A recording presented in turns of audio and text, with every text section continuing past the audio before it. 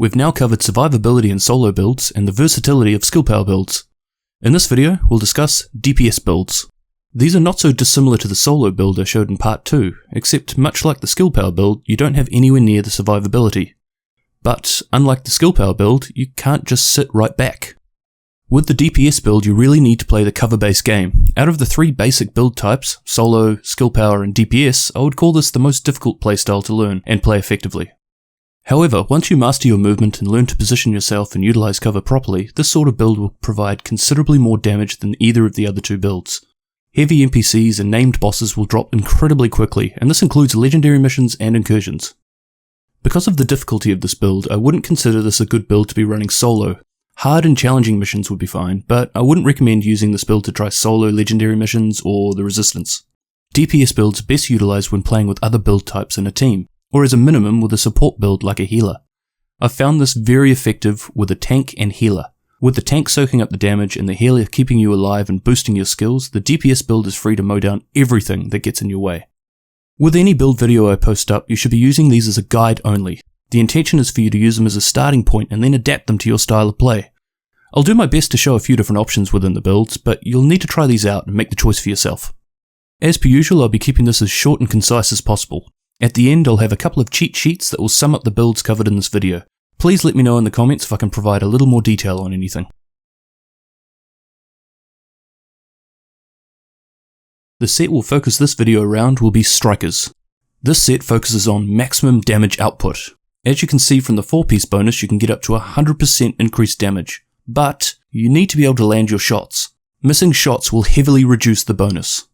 The 4-piece Strikers set is generally suited more for PC, where there is a lot more control over the crosshair, but even on console, this is still a set capable of unleashing huge amounts of damage. Plus, it'll be good practice for when you manage to get a hold of the 6-piece classified Strikers, which is currently one of, if not the most powerful set in the game right now, both in PvE and PvP, console or PC. It should be noted that this build has been based around consoles, and for those of us that may have less than perfect aim, there are a few stability rolls in here that PC users should be able to skip. This build consists of 4-piece Strikers, a Tenacious Mask, and Savage Gloves. The Tenacious Mask gives you a 10% damage increase for 10 seconds after using a medkit. The Tenacious Mask could be swapped out for a Refreshed Mask that will give a little more of a health boost from your healing skills and medkit.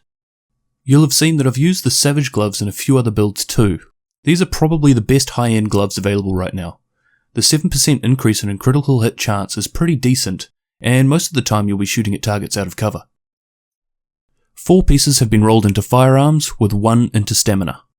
Although this build is not capable of just face-tanking everything that comes at you, you don't want to place every piece of gear into firearms. Being a glass cannon with this build will have you spending more time on the ground than firing your weapon. And if my calculations are correct, if you're not shooting your gun, this will have considerable impact on your damage over time. You want to have a little bit of toughness. I'd say a minimum of 400,000. This will allow you to take a few hits and have a little bit of time to readjust your position. Health has been rolled onto the chest and knee pads. Enemy armor damage onto the mask and gloves. Damage to elites onto the mask and knee pads.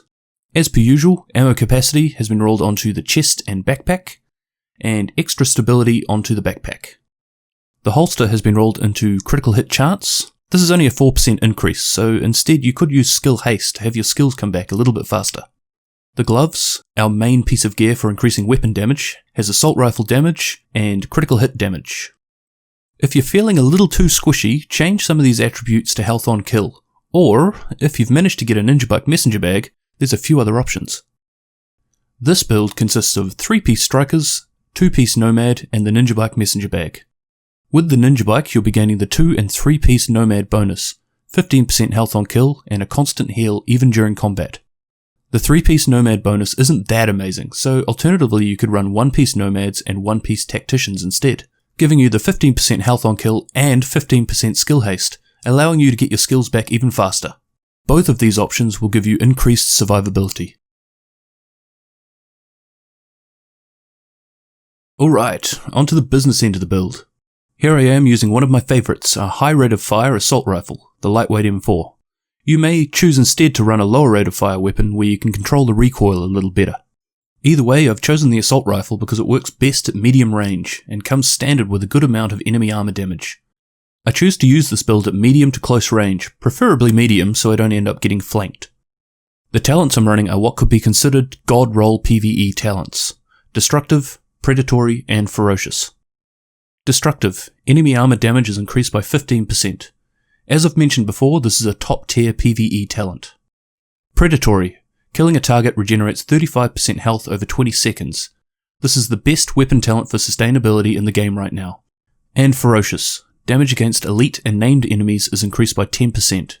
This will need to be rolled into the third slot in order to meet talent requirements.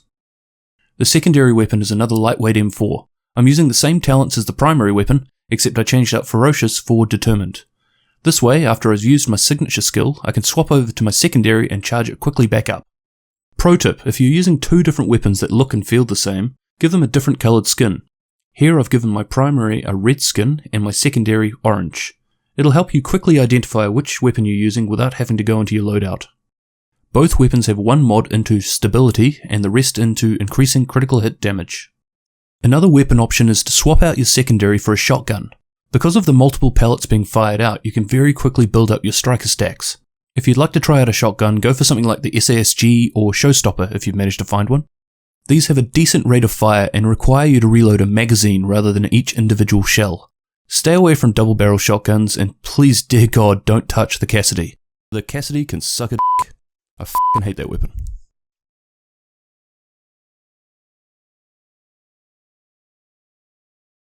The skills I'm using is the Tactical Scanner Pulse and Immunizer Support Station. Tactical Scanner for an increase in critical hit damage and critical hit chance, and the Immunizer as a healing skill. Just placing the Immunizer down and letting it heal you slowly isn't going to help you much, especially since your skill power is so low, but the master mod for Support Station, Discharge, gives the user and allies in range of the station an immediate boost in health. Placing down the support station and then blowing it up will provide you with 33% health, regardless of skill power level. And why the Immunizer over other types? The Immunizer will help with removing any status effects like bleed or disorientation.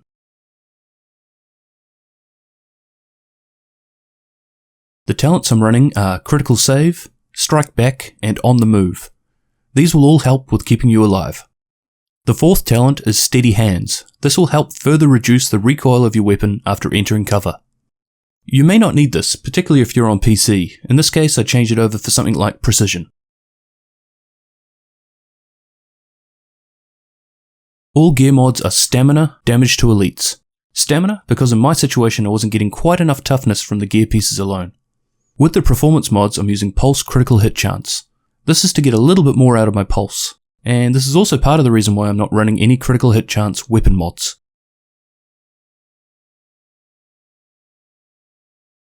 You don't have the survivability of a nomad build, and you can't just sit at the back like a skill power build. You need to play this game as it was originally intended, as a cover shooter. You need to be all up in there, but in a smart way. This build is best utilised in a team situation where your job is to burst down the enemies, and your damage output more than fills this role. While you're getting comfortable with the new playstyle, you may find it easier just to burst fire at NPCs to start with. This will help you control your firing, allowing you to keep increasing your striker marks. Used properly, this build will help your team quickly progress through the most difficult content in the game, particularly when looking at activities like Resistance, where the boss waves have a timer associated with them.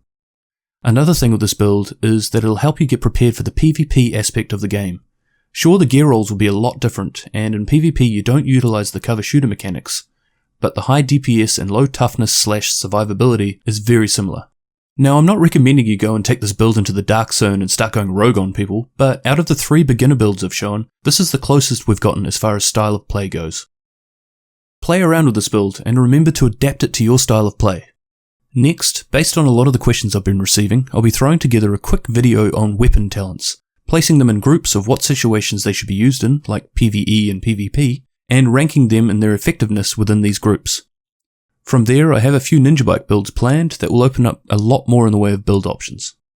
As I said before, keep the questions coming. Even if they feel like they might be noob questions, you likely won't be alone. I'm doing my best to keep this a toxicity-free zone, so don't be afraid to ask. If I can't answer the questions in the comments, I'll make sure to cover it in an upcoming video. I may not reply to all of them, but I read every comment, and I can't thank you guys enough for the feedback so far. I don't consider myself a YouTuber, I just see myself as someone passionate about gaming, and if I can assist others that are interested in the same games as myself and help the game grow, I've more than achieved my goal. Hell, the main reason I monetize my videos is to attempt to justify the amount of time I spend on these videos to my wife. And playing games, of course. Anyway, thank you again for watching this video, hopefully you found it useful, and I'll see you in the next one. Cheers!